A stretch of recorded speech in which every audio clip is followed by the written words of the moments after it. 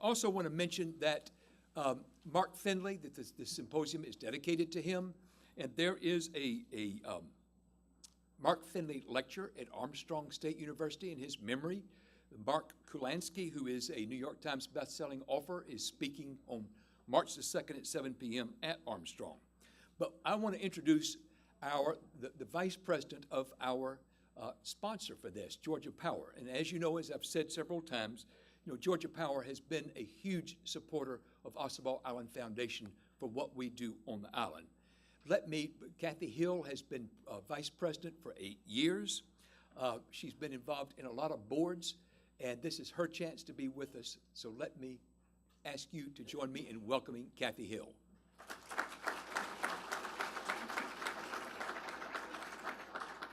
Good morning. Good morning. Let me begin by simply welcoming you to the Coastal Empire. It's my honor and truly a privilege to be a resident here, but today especially I want to say welcome on behalf of Georgia Power. We consider it an honor for us to be able to support this conference and the great work that's being done by Ossabaw Island Foundation. I have recognized throughout my career Georgia Power's true commitment, our commitment to our motto of being a citizen wherever we serve. And for us, that is built on the foundation of environmental stewardship. And so it was without a doubt a no-brainer that we would want to support a conference like this. It's an understanding our history and how decisions have been made in the past that we will make our best decisions about how to move forward in Georgia. And we recognize that the coast of Georgia is truly, truly a jewel. Thank you for being here. We are counting on that these days here at the symposium are simply creating a foundation that you will now be a partner in. So we'll count on your help as we move forward in educating others and being a part of how we can all work together in partnership to make smart decisions, and how we can share with others the beauty that lies right here on the Georgia coast, and how Georgia can be educators, leaders, and informers for the rest of the country as we make decisions. Thank you again for being here. I know you're going to enjoy this time. I know you're going to gain a great deal of information and meet additional partners, as I said, who will help us all move forward together. Thank you.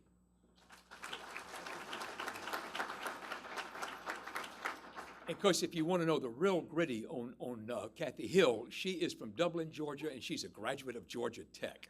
So it's always good to know where people come from and kind of can place them in the universe, so to speak. This is great. I think I've introduced Stan Deaton several times, Emmy Award winner, senior historian at the Georgia Historical Society. Stan is going to introduce our great speaker up here. Thank you. Good morning. Thank you, Paul.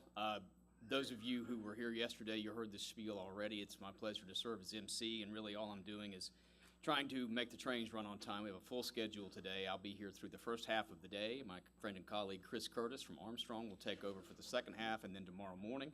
I'm going to try to keep the introduction short. All of our scholars are very distinguished with long CVs. If you want to know more about them, you can talk to them or look up their information on the web. I will come back up after the presentation and moderate the Q&A and keep us on track for the next presentation. To launch our second day of our workshop, it's my pleasure to introduce to you Dr. Max Edelson of the University of Virginia. Max received his BA from Cornell University, a master's in literature from the University of Oxford, and a PhD from Johns Hopkins University, where he studied under Jack Green. He started his teaching career at the College of Charleston, moved to the University of Illinois, and has been at the University of Virginia for the past 7 years. Not a bad gig if you can get it. He is the author of the book Plantation Enterprise in Colonial South Carolina, published by Harvard University Press in 2008, which reinterpreted one of America's oldest symbols, the Southern slave plantation, by demonstrating how early colonists adapted the Carolina landscape to the Atlantic economy by learning from local Indian communities and imported Africans and refined the art of rice production. In his ongoing work, which you will hear about, he is looking at how the British mapped out the new lands acquired after their victory in the 7 Years' War. Max and senior scientist Bill Furster were awarded an NEH Digital Implementation Grant in 2010 to develop Map Scholar, which you will hear more about, a project designed to open up historic map collections for research and give scholars a chance to bring together map images from a variety of sources. His forthcoming book is entitled The New Map of Empire, How Britain Imagined America Before Independence, scheduled to be published by Harvard next year. His subject today is visualizing the southern frontier, and it flows from his research. On a personal note, I should tell you I first met Max 18 years ago when we both interviewed for that job at the College of Charleston. Max got the job, I got Savannah, and I've never had the chance to thank him for it. Please welcome one of the foremost scholars of early America, Dr. Max Edelson.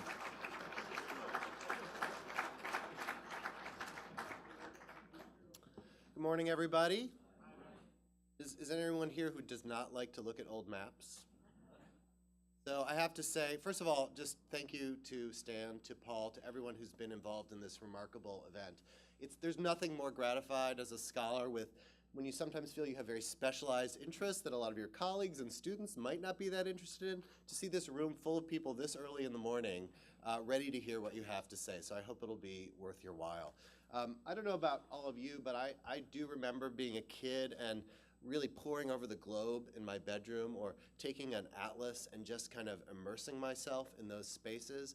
And so the visualization tool that I've helped create at University of Virginia called Map Scholar, which I'm going to be showing you today, tries to recreate some of that for scholarship. So when I'm talking about maps today, you can actually see what I'm talking about in high resolution color. So I should let you know that this is a completely online free resource. If some of you are interested, have map collections of your own and are interested in learning more, you can go to mapscholar.org. It's free for you to use and develop. And the presentation I'm giving today, that little URL at the top, is a link to the live site, so you can look at it anytime you'd like. So let me begin by just stating what I'm up to today. Can everyone hear me in the back okay? Yeah? So today I have one straightforward question. I'm going to try to answer it, and to do so, I'm going to show you a lot of maps. The question is, how did Georgia take shape as a place in the British imagination in the 18th century? So I'll show you a lot of maps to try to answer this question today. Some of them I'll spend time examining in detail. We will zoom in on details on the maps. Others are going to appear on the screen just for a moment or two. So I hope I don't overwhelm you with these images.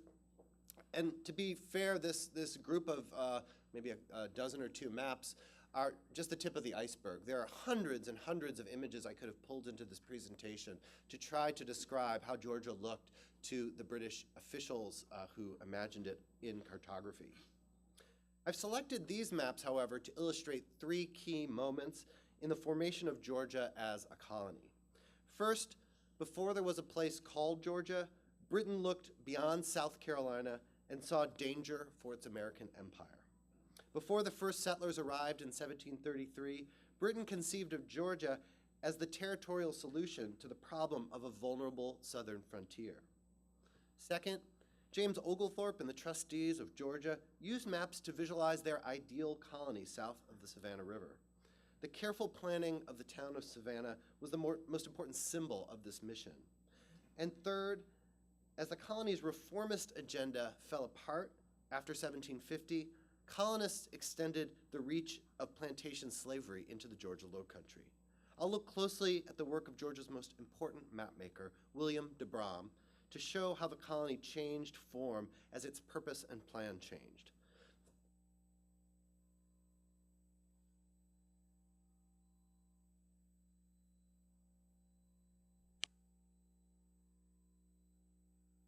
South of Virginia, British and African To understand how Georgia first took its place on the map, we need to understand how the British saw North America at the beginning of the 18th century. Fortunately, there's an important map that makes this idea of empire visible. Herman Mall was one of Britain's most prolific cartographers in the late 17th and early 18th centuries. His masterpiece is titled A New and Exact Map of the Dominions of the King of Great Britain on the Continent of North America, published in London in 1715. It was the first map that took seriously the idea that scattered North American colonies were really something more than the sum of their parts. The central image of Mall's map focuses on the settled part of this empire, the band of territory from Virginia to New England that was home to some 300,000 settlers and slaves around 1715.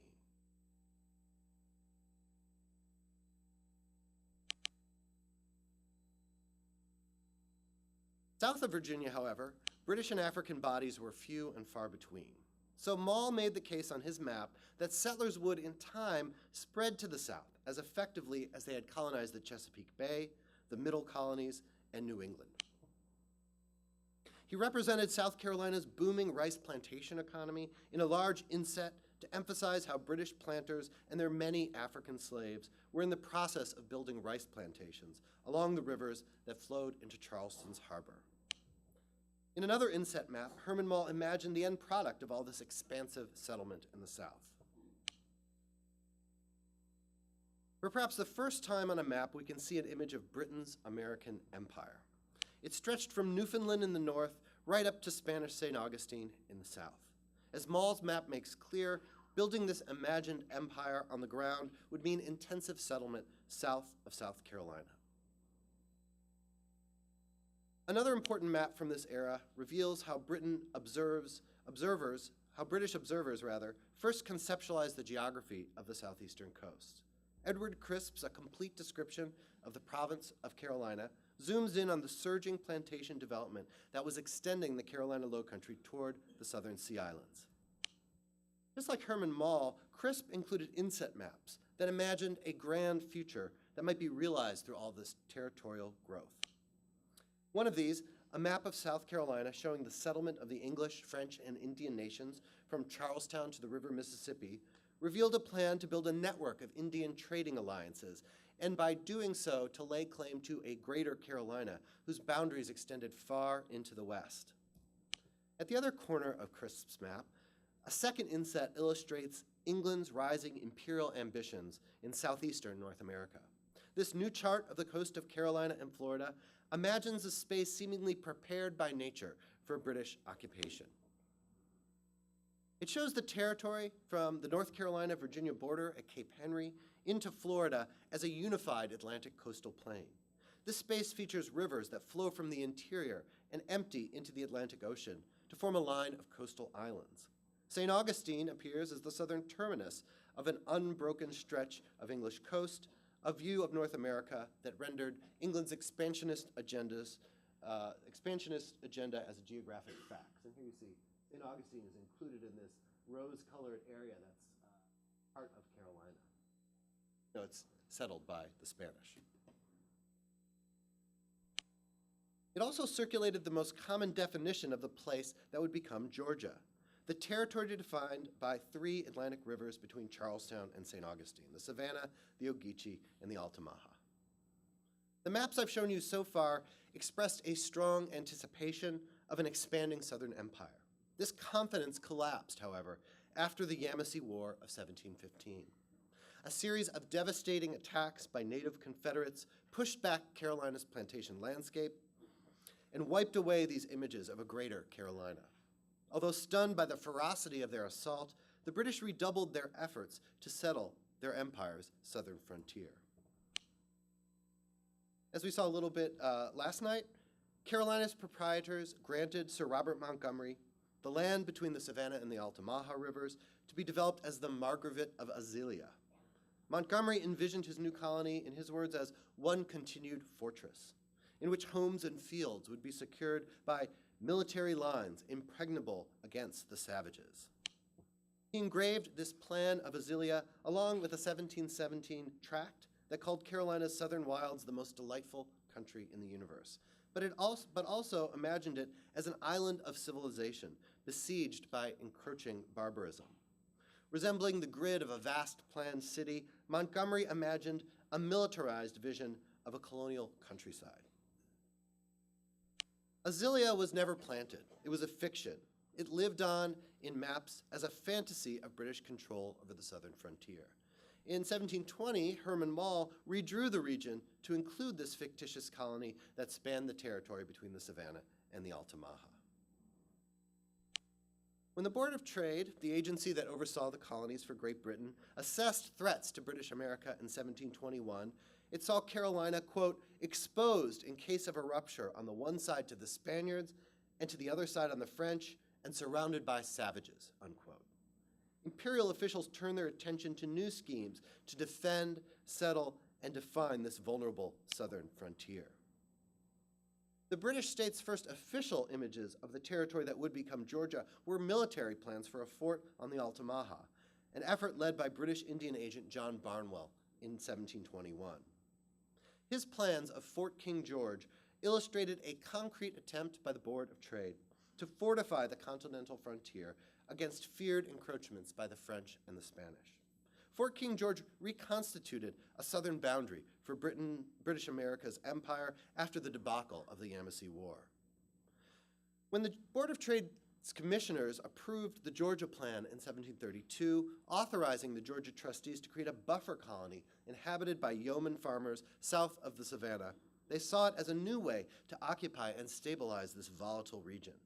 The leader of the new Georgia colony, James Oglethorpe, articulated the defensive value of his colony to the Board of Trade in this language of strategic concern. Georgia, he promised, would render the southern frontier of the British colonies on the continent of America safe from Indians and other enemies. The first map of Georgia drew on earlier maps to promote a new image of the region. Published to illustrate Oglethorpe and Benjamin Martin's promotional pamphlet called Reasons for Establishing the Colony of Georgia, their map resurrects the idea of an expansive southern frontier, this time defended by Georgia as well as Carolina. It left unanswered, however, the key question: how would the trustees of Georgia succeed in claiming this space where the proprietors of Carolina had failed? Although this early promotional literature had virtually nothing concrete to say about the geography of the colony, it envisioned a place devoted to lucrative productions such as silk and wine, and populated by England's virtuous poor. As the first colonists arrived to establish the new town of Savannah, Oglethorpe and his men explored the area, and he wrote back to the trustees about the new maps he'd produced. Although these manuscript images have not survived, they were used as source materials for the most important map of the colonies in this generation, Henry Popples' 1733 Map of the British Empire in America. This map redraws the watercourses of the new colony's 3 defining rivers based on first-hand information.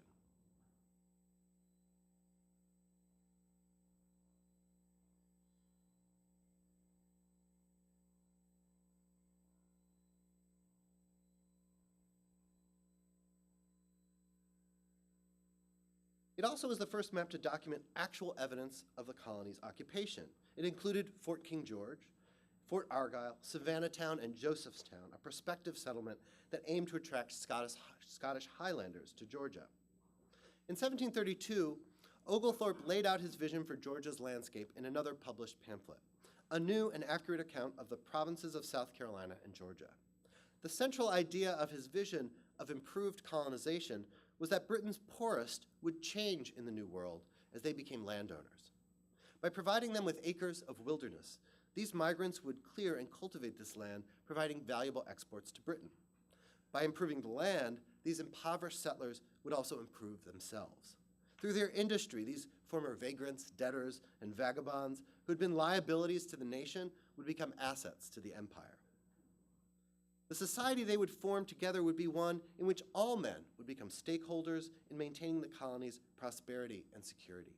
This vision of agrarian equality meant that instead of subjugating incoming inhabitants as indentured servants or as slaves, the trustees enlisted only a portion of the settlers' labor to build the colony. From the beginning, they would be landowning colonists who would simultaneously support themselves and the new colony.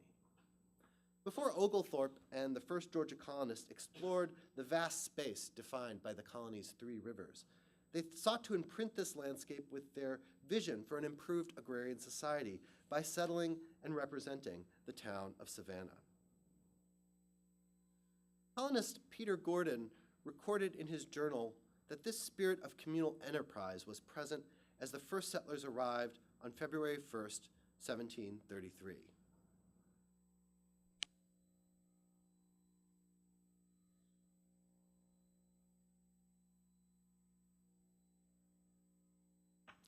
As soon as we landed, he wrote, we set immediately about getting our tents fixed and our goods brought ashore and carried up the bluff, which is 40 feet perpendicular height above the water mark. This, by reason of the loose sand and the great height, would have been extremely troublesome had not Captain Scott and his party built stairs for us before our arrival. By the end of the week, Gordon reported, we began to dig trenches for fixing palisades round the place of our intended settlement as a fence in case we should be attacked by the Indians, while others of us were employed in clearing the lines and cutting trees to the proper lengths for palisades.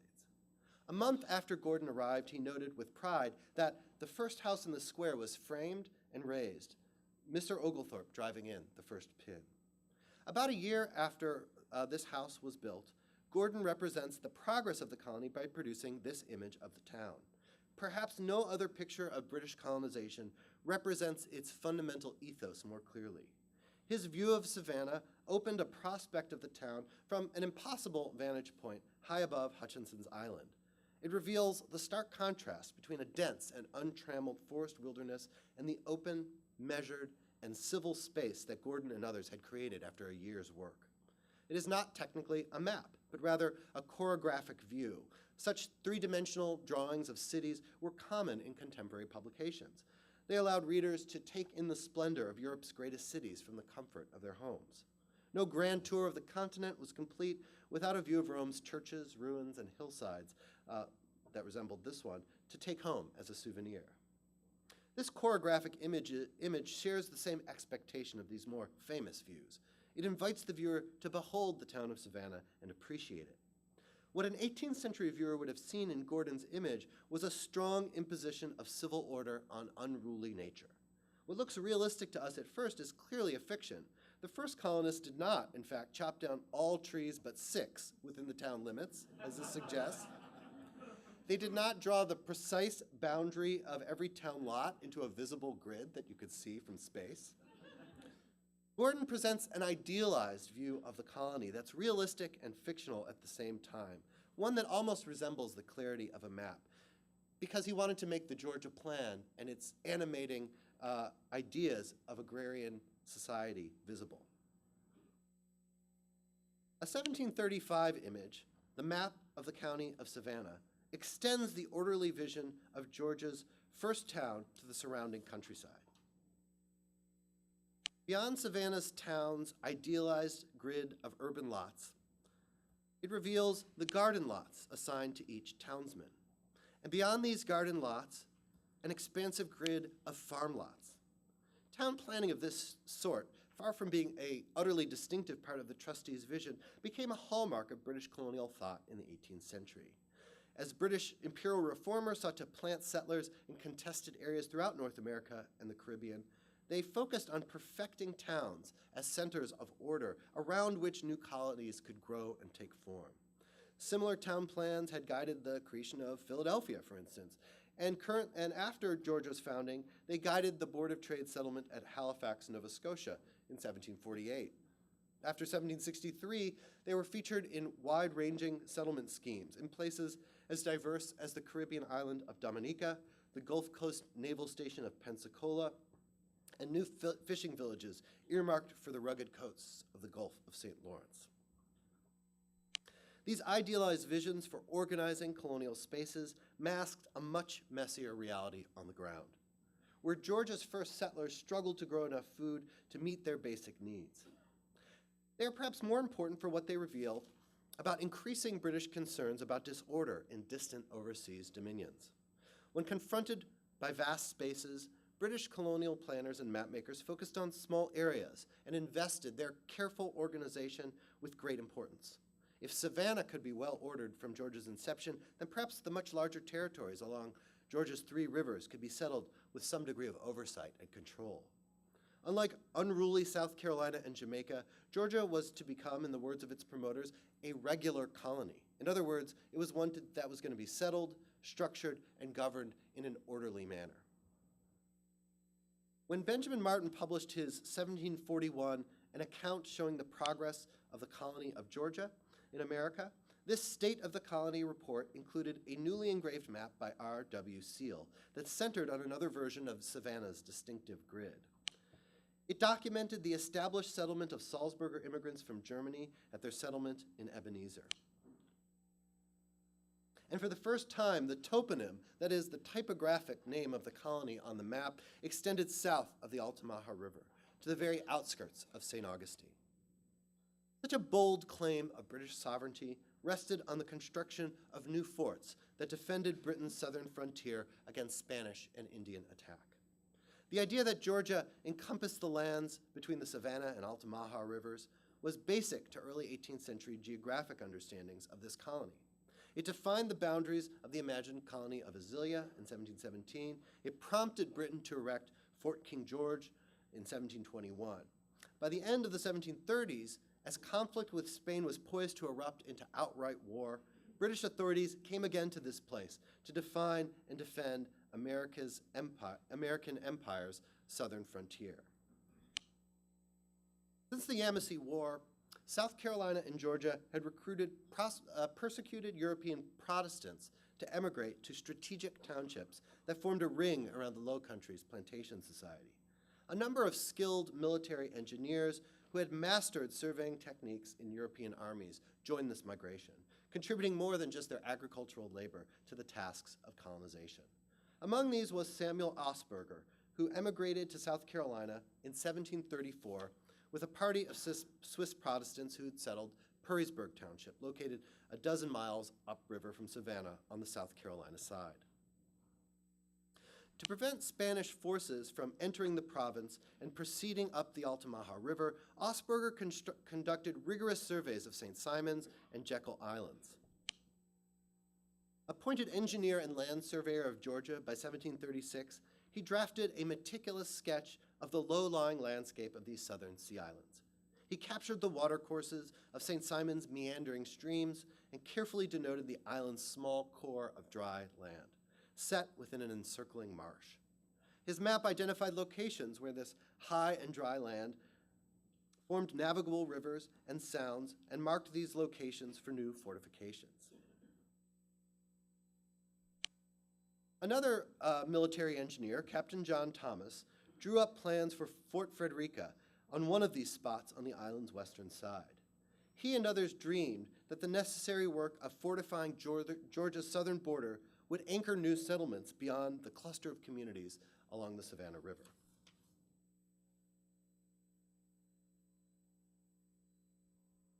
Frederica, grids of planned settlement expanding from the fort. Thomas's sketch drew an arc of town lots around Fort Frederica's outer embankments. Beyond them, a grid of garden lots ensured that these townsmen would have the capacity to grow their own food.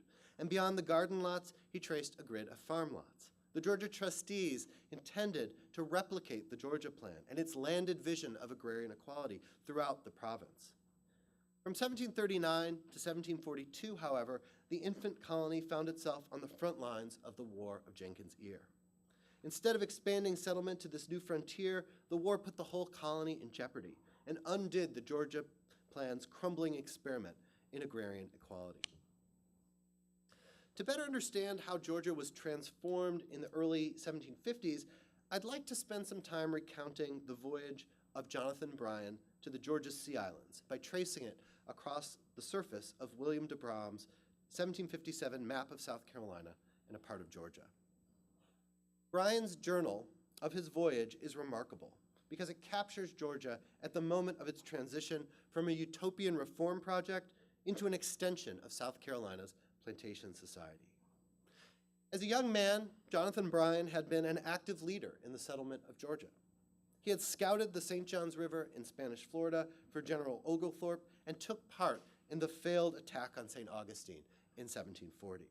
Spanish forces had, in reprisal, advanced up the Georgia coast, burning the scattered settlements that had taken root on the sea islands. When Jonathan Bryan returned to the islands as a planter, slave owner, and land speculator in 1753, he sought to serve himself and his empire at the same time, but on very different terms than had been imagined by Oglethorpe and the trustees. By buying up promising plantation tracts in the Georgia wilds, Bryan would extend British occupation and make himself rich at the same time. In 3 years, from 1753 to 1756, Bryan bought more than 18,000 acres. In Bryan's eyes, the vast wilderness that lay unclaimed south of Savannah, and this map should clear up in a second so we can see this detail. The vast wilderness that lay unclaimed south of the Savannah River was an offense. I thought it a great pity, he wrote, that such fine lands should be uncultivated when fertility, fine timber, and pleasant situation promise ample rewards to their future possessors. After leaving his plantation, Walnut Hill, and digital gods are with me, we'll be able to see Walnut Hill. There we go, number 16 on the map. Here's Savannah, and here's his plantation, Walnut Hill, just across the Savannah River. He started his voyage by leaving Walnut Hill, which is number 16 right here, and the 66 slaves he had imported to work there from South Carolina the year before. Bryan joined his traveling companions in Savannah. There, the party boarded a small boat and sailed downstream into the open ocean, rounding Great Tybee Island and heading for the southern islands. When they arrived at St. Catharines, he wrote that, "We took a tour across the island on foot to view it. This island is one of the most pleasant and agreeable places in all Georgia. This island, with a little improvement, would make one of the finest seats for a man of fortune in all Georgia." I'm going to wait a second because one of the nice things about this map is how crisp and beautiful it's detailed. Along the banks of the Newport River, his traveling companion, William Simmons, had just started a settlement with 16 slaves. After camping on the site for the night, Bryan could not help reflecting on the special providence of Almighty God, who has cast out so many thousands of the heathen before us, who were but a few years ago the numerous inhabitants of these desolate places, so that it is now a rare thing to see the face of an Indian in any of these parts.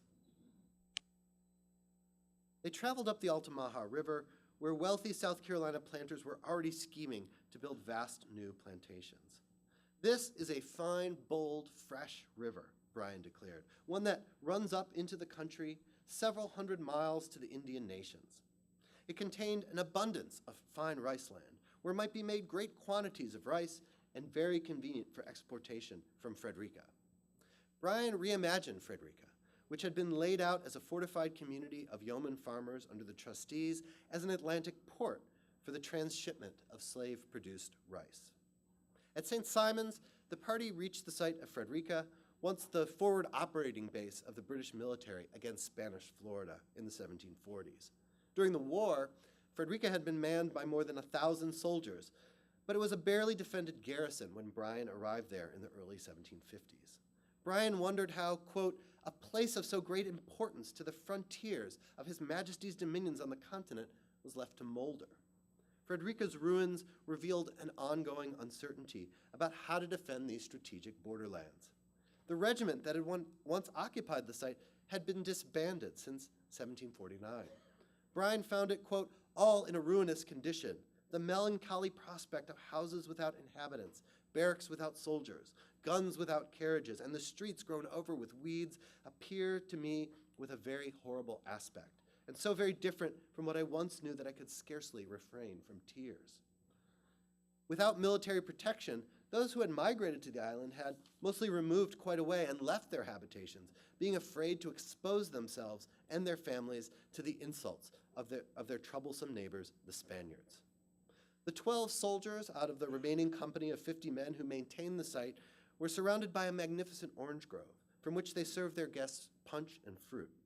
Here the party picked up an armed scout boat with 2 mounted swivel guns to make the journey further south. As we were not certain, Bryan wrote, but there might be some danger in approaching so near the Spaniards in a defenseless condition. They launched their boats and sailed past St. Simon's Point, where was formerly a battery of 10 or 12 pieces of cannon to secure the inlet. This place is now quite defenseless, and the cannon almost buried in sand. They laid anchor, and the soldiers caught fish for their dinner. At Jekyll Island, they visited the plantation of William Horton, the former commander at Frederica. When the Spanish attacked the island in 1742, they had burned his house to the ground. Since the peace, Horton had returned to the southern frontier and rebuilt his estate into a large indigo and cattle plantation. although the nearly ruined condition of Frederica made Bryan fear that British efforts were faltering on the frontier. The industry of planters like Horton restored his confidence. Cumberland Island had once been inhabited by the Spaniards as the northernmost outpost of the Florida frontier. A British raiding expedition during Queen Anne's War at the turn of the 18th century had forced them to abandon it. By the 1730s, the British built a small fort there to hold the line against further incursions and to secure the inland passage between the sea islands and the coast. General Oglethorpe had settled soldiers and their families there, hoping the military presence would trigger new settlements. But by Bryan's visit in the early 1750s, these plantations are now all deserted and left desolate, he wrote, so that there is not an inhabitant on the island, only a corporal and 6 men that resides on the south end in Fort William. Here you can see Fort William. Nearby, Bryan spied good land for future plantations, fine swamps for rice, he wrote, and the highlands very full of white oak for staves. Bryan was a witness to the transformation of the Georgia Low Country after 1750. From the ruins of the Georgia Plan, the new landscape of slavery and plantations was beginning to take form. Georgia's most important cartographer in the second half of the 18th century was William de Bram. De Bram had mastered the techniques of surveying as a captain engineer to Charles VII's Imperial Army as it fought its way across Europe in the 1740s during the War of Austrian Succession. De Bram resigned his commission at the war's end and arrived in Georgia in 1751, along with a party of Salzburgers, one of several groups of persecuted German Protestants the Board of Trade had encouraged to populate the strategic townships in South Carolina and Georgia. His distinctive expertise gained him appointments as South Carolina's chief provincial surveyors and as one of Georgia's 2 provincial surveyors, along with Henry Young. Even as de Bram's 1752 manuscript sketch of the Savannah River pointed to a new understanding of the colony's geography, it recorded the signs that the Georgia Plan had left on the landscape. The town of Savannah occupied a red rectangle, as did the settlement of his fellow Salzburgers at Ebenezer.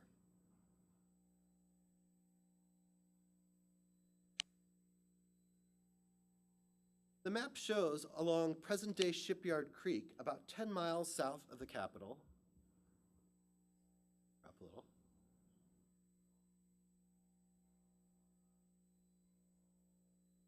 Well, it doesn't want to be clear for you. More chance.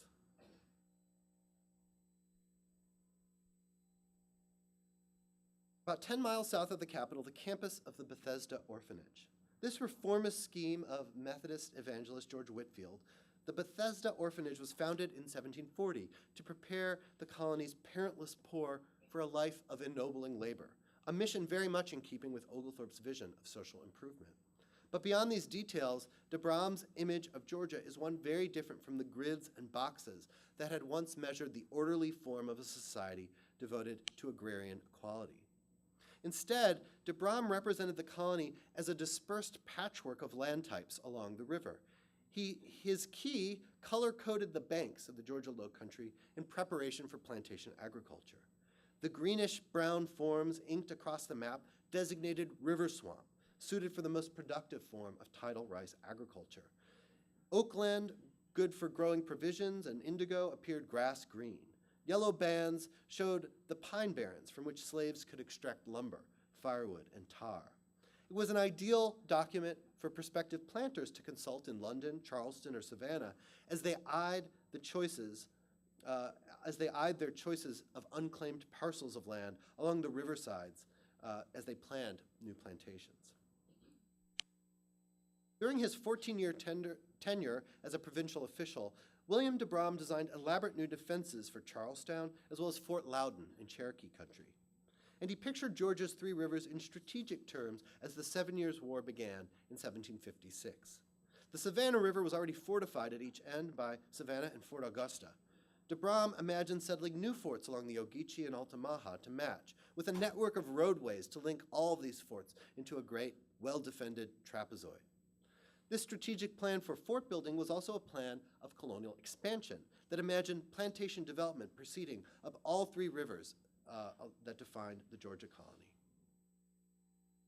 To achieve this, he drew up elaborate plans for the creation and improvement of fortifications along the colony's edges. And I'll just show you how he imagined the rebuilding of Fort Frederica in one of his manuscript sketches.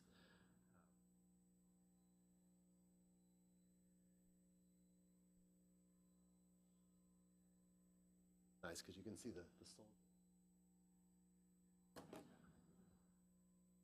And in addition to this careful new plan of Frederica, he designed new fortifications for all the strategic places that he was assigned to defend.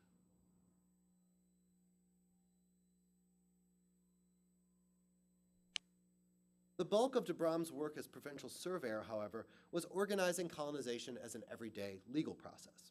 Those claiming land by headright or purchase came to his office with their warrants in hand to request a formal survey of the specific tracts of land they desired. De Brahm or his assistants traveled to the unpatented frontier with their surveyor's compasses, with their measuring chains and drafting paper to mark off these claims on the land before the colonial council could formally grant. In a masterpiece of mid-century cartography, de Brahm represented the knowledge he had acquired about the qualities of the region's soils, its potential for commercial agriculture, and the shape of the collective matrix of property lines laid out under his authority. William de Brahm's map of South Carolina and a part of Georgia from 1757 shows how European colonists occupied land in the plantation districts of the Low Country, and by doing so, how their labor had extended the boundaries of the southeastern frontier. As Mart Stewart has observed, the map explains the process of colonization in coastal Carolina and Georgia.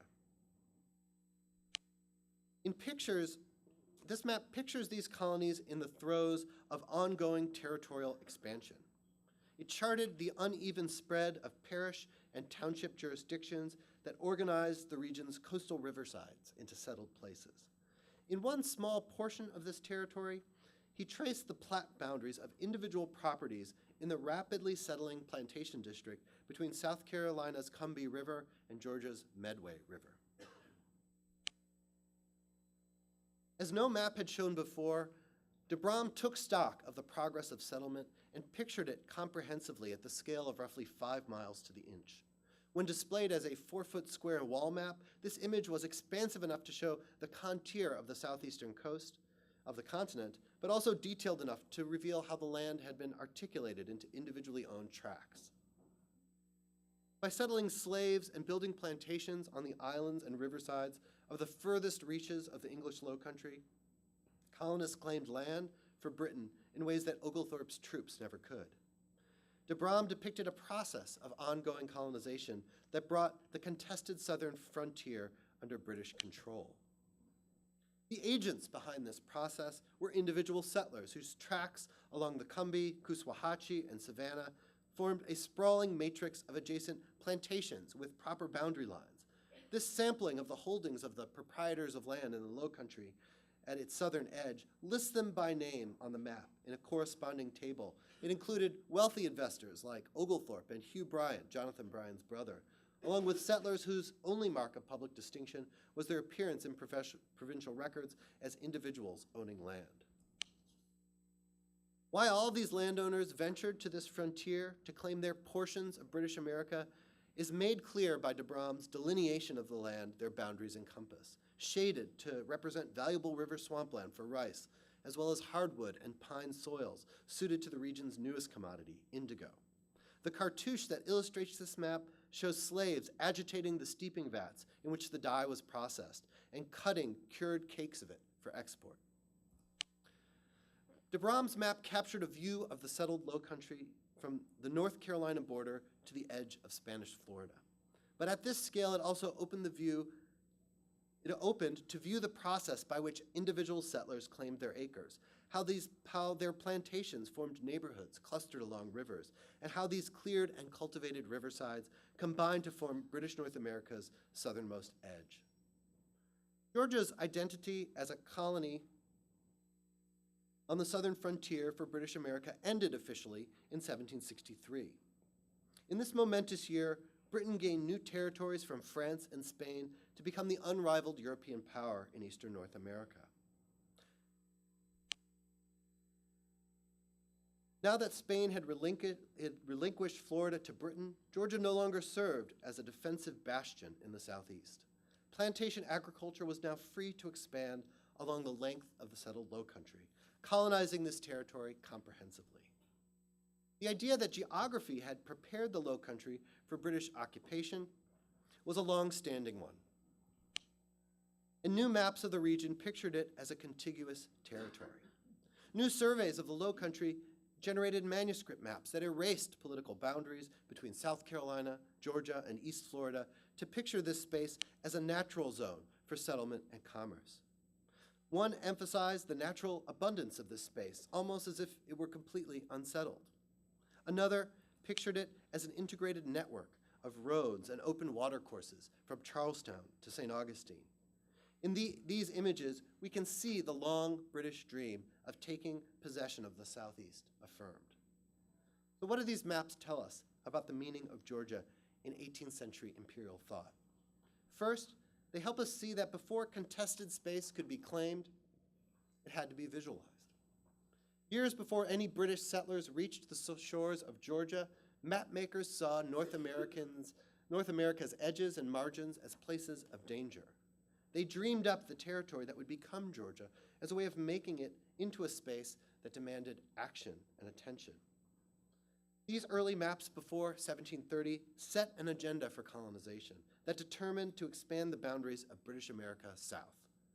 The British imagined Georgia with greater precision a second time after its founding in 1730. The Trustees' Georgia Plan has a spatial dimension that sought to create an egalitarian farming society, represented by the orderly grids of Savannah's town plan. Finally, in the end of the Georgia Plan's land policies and restrictions on slavery opened the province to settlers and slaves from South Carolina, changing its form once again. The key lesson these maps teach us is that those who viewed America from London could map these distant shores, and by doing so, hope to form and direct the kinds of colonial societies that would actually take shape on the landscape. Despite the best intentions of imperial officials, however, the forces of settler colonialism that determined settlement in fact on the ground could not be so formed or directed as the lines, words, and the colors on paper maps.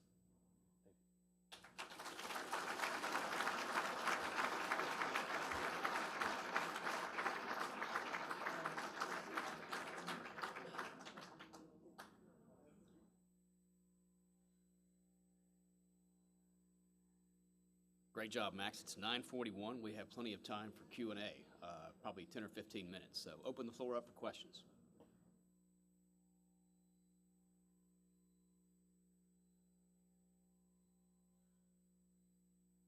I have a question about, I think you probably answered this, but I was wondering if you could address it more directly about the purpose of these maps. And I have also Gregory Noble's work kind of in the background. I mean, we position ourselves off his work, this notion that these maps are grids of empire, that they're meant to assert a vision of empire that was very important to Great Britain. But at the same time, you know, I haven't looked at these other map makers closely, but I looked at de Brom, and he did a lot of work on the ground, and he was a brilliant surveyor. He was no fool. He had some ideas as well about kind of landscapes remaking themselves and not being very stable and very static. So I'm wondering, you know, what evidence you find it. By the way, your discussion of Barnwell's trip down the coast was, Bryan's trip down the coast was really a kind of nice counterpoint to this vision of maps as assertions of empire. But I'm wondering if you find any evidence in the de Brom map or in de Brom's background or in any of the background of any of the rest of these cartographers that recognize that they have this sense of landscape as something that constantly needs to be remapped because of the way that it's changing almost under their feet. Something that's not just an assertion of empire, but really is the kind of core purpose of a lot of cartographic effort. No, your question speaks directly to my interest in these maps as really dynamic sources. So on the one hand, I think that the dominant interpretation of maps in this era is that they're ideological assertions of power. The state commissions them, and they claim land based on them, and then they try to take hold of it through the maps. And of course, as environmental historians, we know that what happens when you try to take control of something you don't really have control over, it becomes a false image, right? It becomes empty. But maps are not just ideological images, they're also empirical objects, they're scientific objects, and these British map makers, especially people like de Bram, who did on-the-ground surveying, they are gathering data, and they are representing it rigorously. And so part of the authority of their images comes not from what they assert, but from what they actually find on the landscape. So there's two levels of this thing. On one level, I think we have to kind of, when de Bram colors the water courses to show the land types, that's not a neutral action. It's really preparing that land to be occupied by planters. And that's why we don't see those maps during the Georgia Plant era, because they're not interested in opening up these dispersed riversides to whoever wants to settle them, certainly not to slave-owning planters. So we can gauge the changes in these visions by looking at the maps, but imperial officials were getting this feedback from their cartographers, and they sometimes had to change their visions of what they could accomplish and do. And in fact, that's sort of the subject of the book I'm finishing up right now. It looks at how the British mapped all the frontiers of British America: East Florida, Nova Scotia, the Indian boundary line, the new ceded islands, and how this dynamic between scientific information that the map makers generated and the ideas of what the land should be kind of came into tension with each other. So I think that's actually a very good way of putting it, the key question here.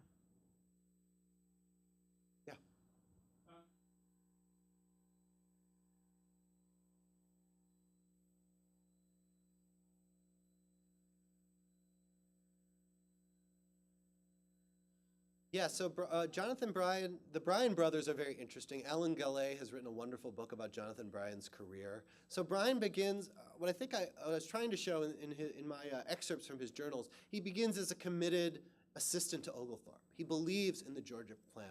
And although we look at his assertion that God cleared all the natives away so we could settle Georgia as a sort of horrifying kind of colonial idea, you can still see the religious fervor behind it in his eyes. He still believes he's on a mission. But that mission really changes after slaves are allowed into the colony of Georgia. And Bryan, he's not completely selfish, but he knows that he can become fabulously wealthy by becoming a land speculator on this Georgia frontier. And there's one recipe for making money in this space that has proven itself to be durable, and that's buying slaves and growing commodities for export. So the Georgia Plan collapses, and that's a long history. It collapses not only of its own accord, but because people like Bryan and people from South Carolina wanted to undermine the Georgia Plan so that they could take advantage of this great new rice land. Mark talked about the pitch of the tide, this perfect place between salt and fresh water where rice could be grown most effectively. They'd pretty much exhausted the potential of the Carolina Low Country for that kind of agriculture by this time. They wanted to take advantage of those new tidal rice rivers in Georgia. So really the Georgia Plan falls apart under its own unrealistic view of the land, but it's helped along by these avaricious planters who want to make money through slave plantations.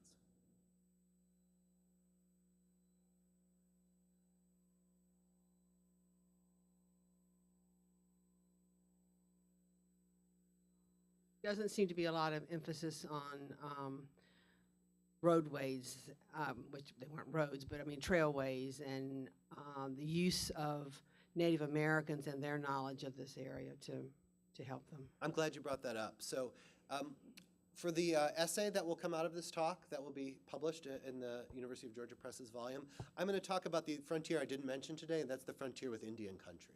And there's a really interesting cartographic history of how this border between the Creeks and Cherokees and Georgia is formed in the 1760s and in the 1770s. So that's going to be part of this talk. There's a book out on the table by Robert Paulette called An Empire of Small Places, which is really the best recent account of how this corridor between Savannah, Fort Augusta, and Indian Country is an active sort of part of the colony's history that I just didn't find a way to talk about coherently within the time I had today. But I think you're absolutely right.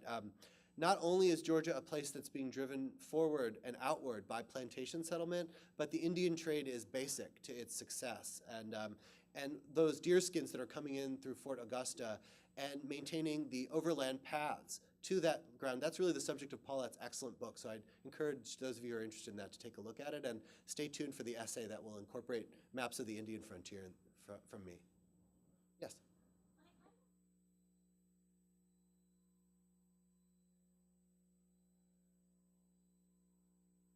In other words, by the white British imperialists, are there any maps existing by enslaved peoples, by native peoples, but probably more so enslaved peoples?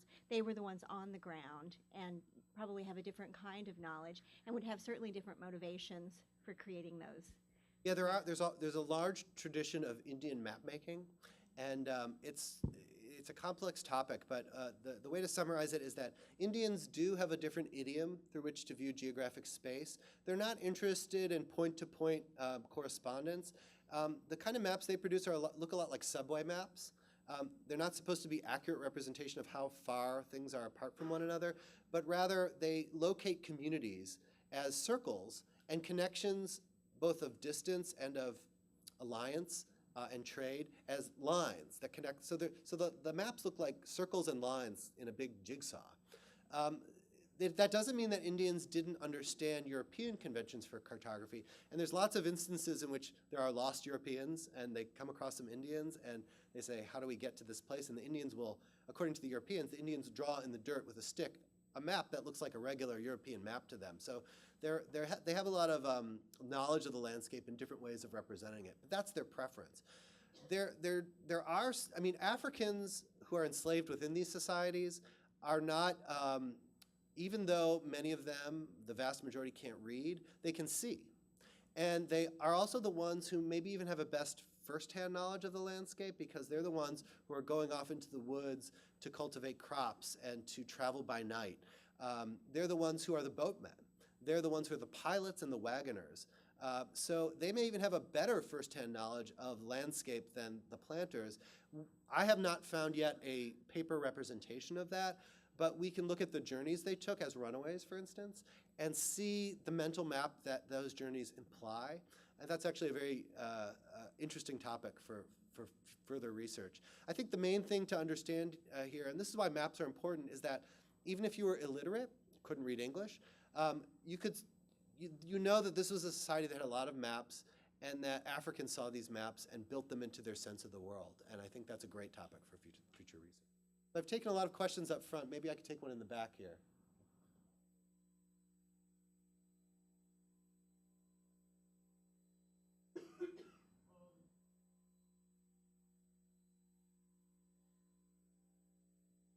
How are those maps physically produced?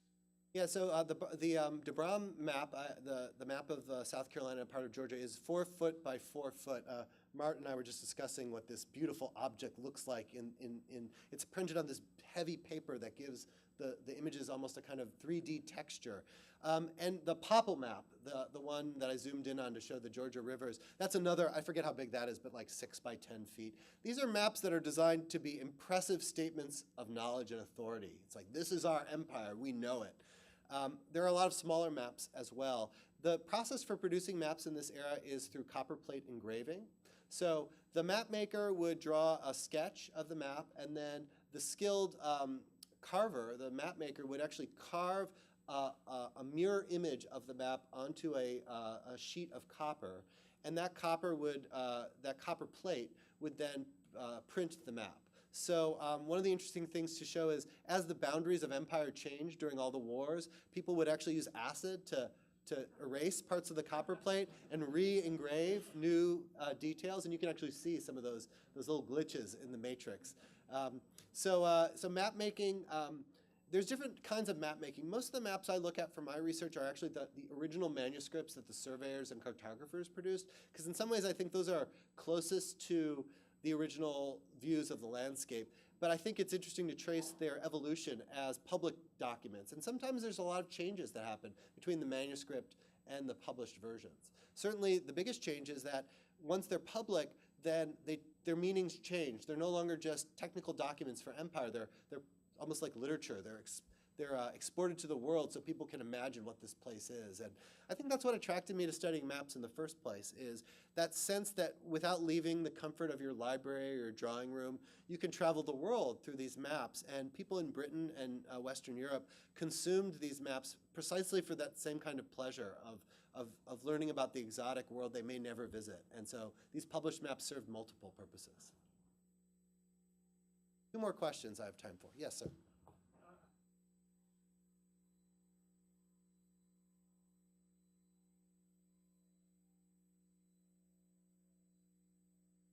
That minimize the French influence? Have you looked and compared French maps to make this comparison? Yeah, so there's a great article in Map History by Mary Pedley. It's called Map Wars, because it shows that, at least in Nova Scotia, no British cartographer worth his salt would allow the French to maintain their possessions on the map if they could avoid it. So there's actually a legal process at stake that's instituted in 1713. It's really the beginning of international law is set in place. And it means that states, to make credible legal claims in international law about possession, have to document that possession. Now, in reality, on the ground, it didn't mean that they didn't do all sorts of illegal things to claim the lands they wanted. But in public, they had to have carefully documented charters, maps, and other documents that showed that they either arrived at that land first, or that they had settled it later, or that they had drawn the boundaries based on real evidence. And so there were map wars between the British and French throughout the 18th century that tried to represent their interests on those maps. So if you're going to do any wilderness orienteering, I would not take some of these ideological maps with you, because they often make a lot of things up, and they're often pretty inaccurate. But their purpose is really to persuade, not to help navigate. Yes, last question.